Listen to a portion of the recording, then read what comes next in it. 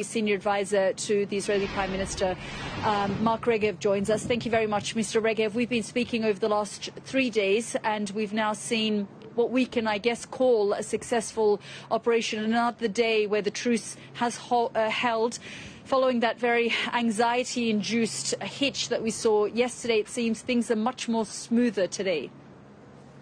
I think we have to understand that when we're dealing with Hamas, we're dealing with a very brutal and fanatical enemy, and that, like yesterday, they cause great pain to the families of the people who are expecting their loved ones to return by playing games and delaying it till the very last moment. Today, it happened swifter. That's a good thing, and we'll see what happens tomorrow, because tomorrow, as you know, according to the agreements reached, tomorrow is the last grouping of Israelis that must leave to make that total of 50. That is the agreement under which we have this humanitarian pause in the fighting. And then, as the American National Security Advisor said just hours ago, Sullivan, he said in his interview that now then the ball will be in Hamas's court. Do they extend the ceasefire and release more people, or is it back to fighting? It's their call. And that is the question I was going to get to, because there is growing international pressure from those in the region who have been working with you very closely, the Qataris, the Egyptians, to get these Israeli hostages and foreign nationals out for a more permanent ceasefire. They say the humanitarian situation is unacceptable in Gaza. How would you respond? Is that something that the Israeli government is now looking, and options they're exploring as well, on how to reach a more permanent ceasefire?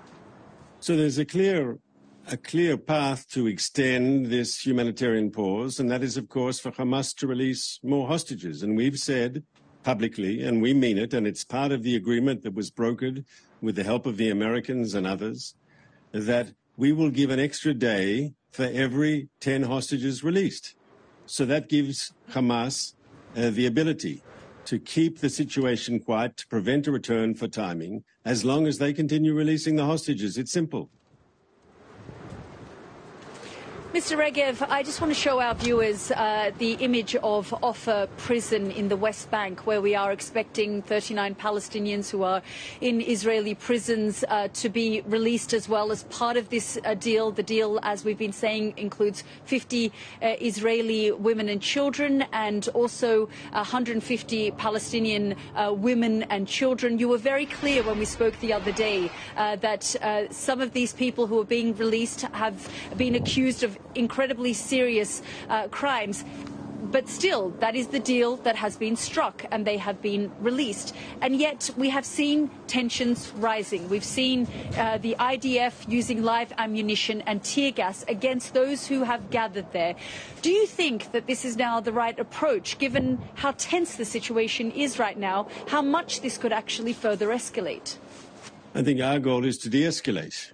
And, of course, Hamas's supporters in the West Bank and others with a radical agenda want to use the release of these prisoners who ultimately should serve out their full sentences. But as part of the agreement, we've agreed that they be released early. And, of course, they want to turn them into heroes. And we don't think people who've stabbed innocent civilians or thrown petrol bombs at cars randomly at a road, and other people who are convicted of violent crimes, should be treated as heroes. Either way, the goal of our security forces is to contain the situation on the West Bank, not to see violence erupt. And here, Hamas has a contrary goal. Do you think they're doing?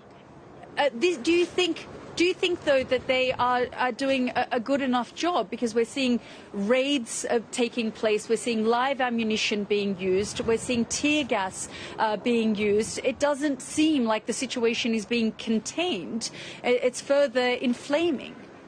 Yalda, as you know well, there are Hamas cells across the West Bank. There are other radical groups across the West Bank who want to use the crisis in Gaza as an excuse to escalate the situation, to create violence and havoc on the West Bank, to commit the sort of atrocities that Hamas tries to commit from Gaza, or has tried to commit from Gaza. And so for all those reasons, we have to preempt. And our security forces have been going and arresting Hamas activists, breaking up cells.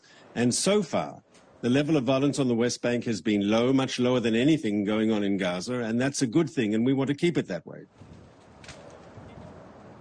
Mr. Regev, we will hopefully speak to you again over the coming days as we wait and see what happens tomorrow and, of course, beyond tomorrow, which will be a critical and important question. Mark Regev, thanks very much for joining us.